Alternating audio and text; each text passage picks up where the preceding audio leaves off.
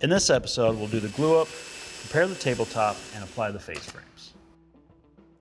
So last step before the final glue up, I'm going to do a little bit of light sanding to remove any pencil marks with the ETS EC 125/3 and a hand sanding block. I've made sure to relabel my legs on the top where I won't be sanding, and I've also relabeled the panel on the bottom of the panel so I know how it goes back together. For the finish sanding, I'll be using a 120 granite.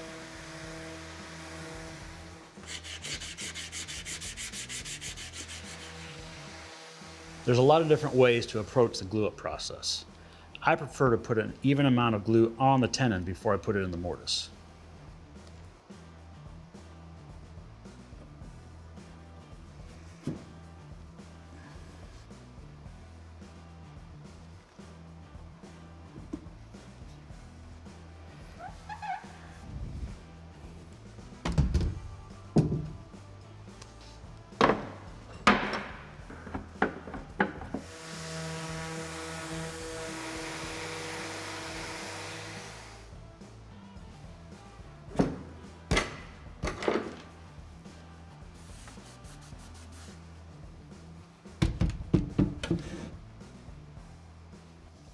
So with the sides and clamps, I can go ahead and take the top out of the clamps, sand it down, trim it to size, and then route the edges. So I'll be starting out with a 60 grit granite, jump up to an 80 grit, and then 120 grit to finish it off.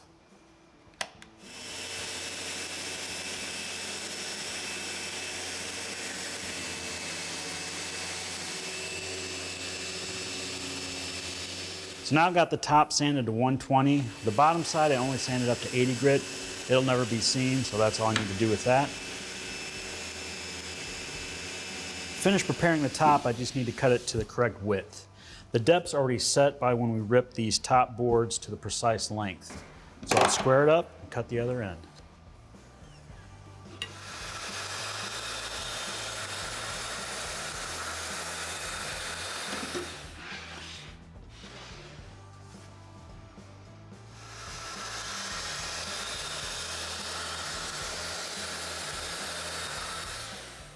With the top cut to size, now I can work on the edges. I'm going to use a 1/4 inch round over bit on this version. The prototype, I use a chamfer bit. I'll do the top and the bottom, and then the sides and the front, but I'm going to leave the back because that's where it butts up to a wall.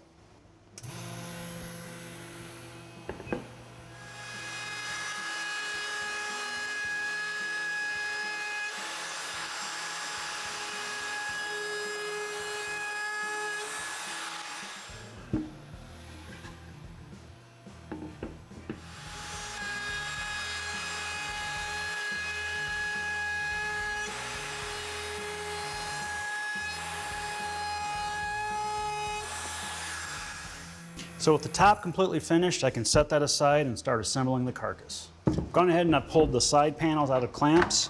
Before I go to assembly, I'm just going to do a little light sanding to get rid of any of that glue residue, and then we can install the shelves. So my process is I'm going to get one side completely glued up, and then I'll lower the other half on top of that.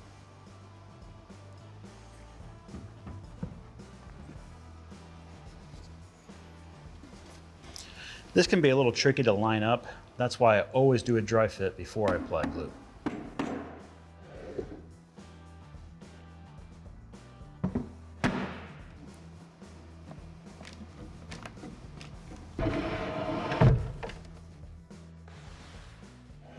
So with this out of clamps, it looks good. I'm going to do a little light sanding of any glue residue that's left behind or any pencil marks, and then we can start working on the face frames. I'll be using the DTS 400 with a 120 grit granite abrasive. So now I've got the sanding complete, I can work on the face frame material. And similar to the prototype, I'll have narrow stock up top, a wider face frame here and here. I've already ripped it the correct width, I just need to cut it to the proper length.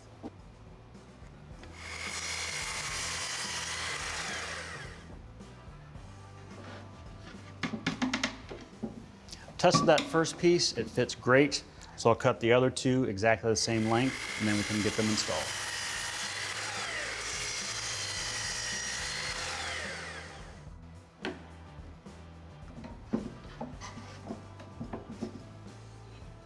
To secure these, I'm going to be using some glue and a headless pin nailer.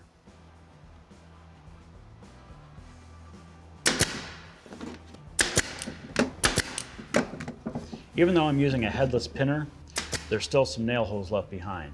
Depending on the type of finish you use, there are plenty of good wood fillers out there that will blend in with any finish you choose.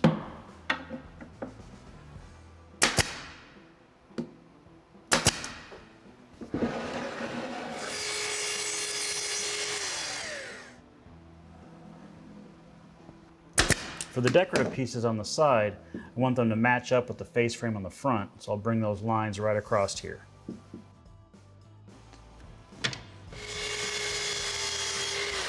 Now that I have it cut, before I attach it, I want to ease some of the edges with a piece of 150 abrasive.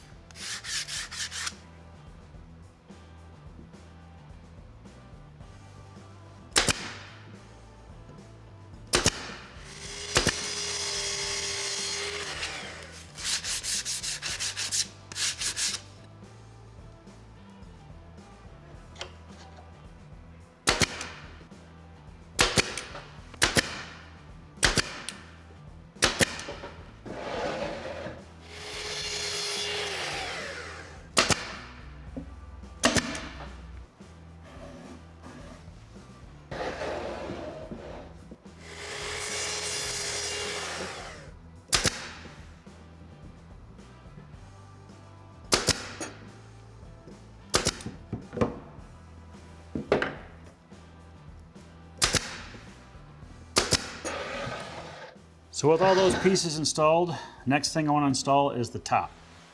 If you want to continue with the build, click here or check this out. Don't forget to subscribe. If you want to be notified when we upload new content, click that notification bell.